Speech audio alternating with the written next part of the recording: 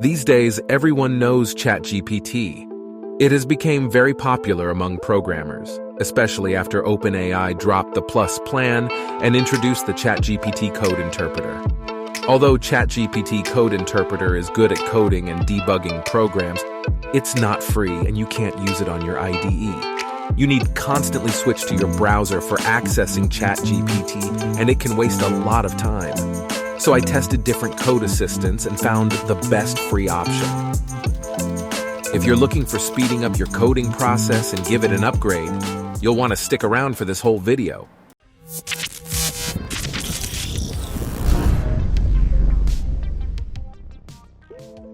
Fast forward, and here we are on the Amazon website. And this is what we need, the Code Whisperer. It's available for popular text editors and IDEs. For installing it on VS Code, just hit up the Extensions tab and search for it. What we need to install is the AWS Toolkit.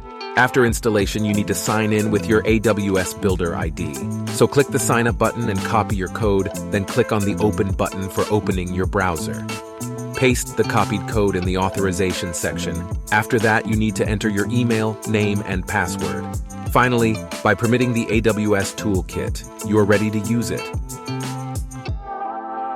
When it's signed in, make sure it's active in the AWS tab and start using it. You can type what you need as a comment, and it will type the code in different ways for you.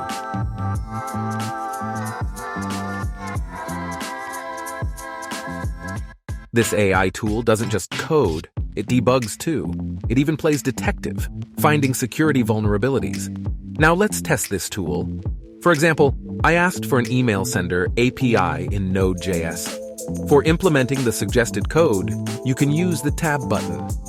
As you see, it has prepared the code for you, and all you need to do is enter your email information.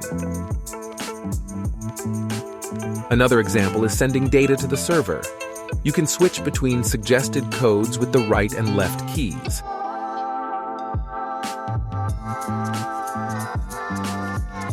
If you use the security scan option, it will find all of the problems in your program, from syntax errors to security problems.